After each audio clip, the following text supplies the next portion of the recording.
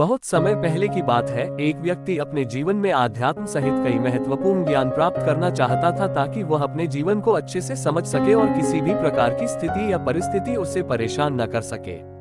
वह जानता था कि केवल महात्मा बुद्ध ही उसकी सहायता कर सकते हैं और महात्मा बुद्ध से ज्ञान प्राप्त करने की उसकी इच्छा बहुत तीव्र थी।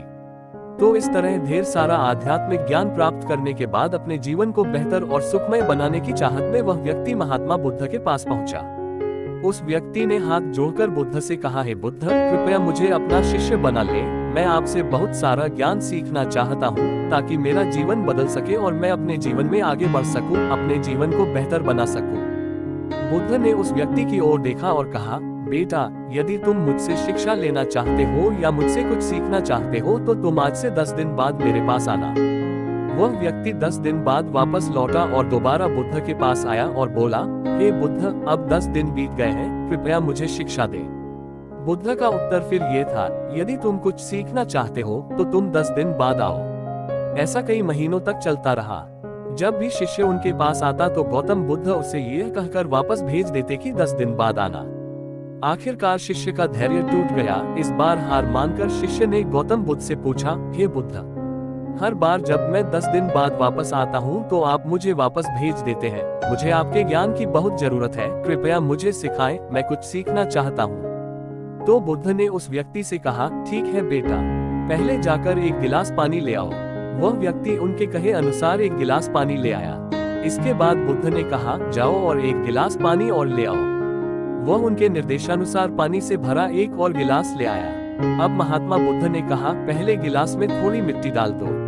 उस व्यक्ति ने बिना कोई प्रश्न पूछे वैसा ही किया जैसा बुद्ध ने कहा था। मिट्टी डालते ही पहले गिलास का पानी पूरी तरह दूषित और गंदा हो गया।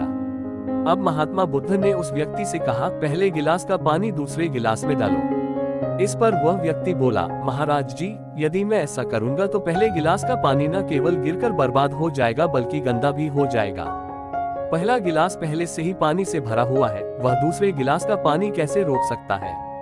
इस पर महात्मा बुद्ध मुस्कुराए और बोले, हम तुम्हें यही समझाना चाहते हैं कि तुम अभी ज्ञान प्राप्त करने में सक्षम नहीं हो क्योंकि तुम्हारा दिमाग गंदे पानी से भरे उस गिलास की तरह पहले से ही सभी प्रकार के बेकार और बुरे ज्ञान से भरा हुआ है, रखा गया है।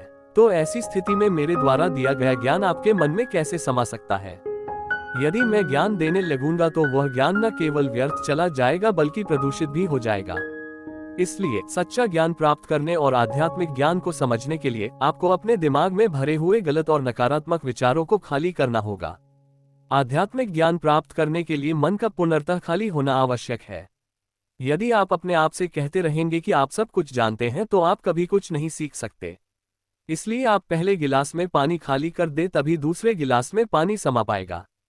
इसी तरह अपने दिमाग को भी खाली कर दें और पुराने विचारों को दिमाग से बाहर निकाल दें। अब उस आदमी को बुद्ध की बात समझ आ गई और उसने पहले वाले गिलास से पानी खाली करके नई चीजें सीखने का फैसला किया।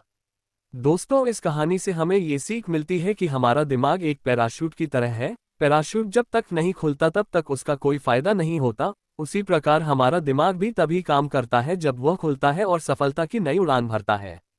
इसलिए अपने दिमाग में जो भी बेकार के विचार हैं उन्हें खाली कर लें, तभी आप नई चीजें सीखकर अपना जीवन बदल पाएंगे।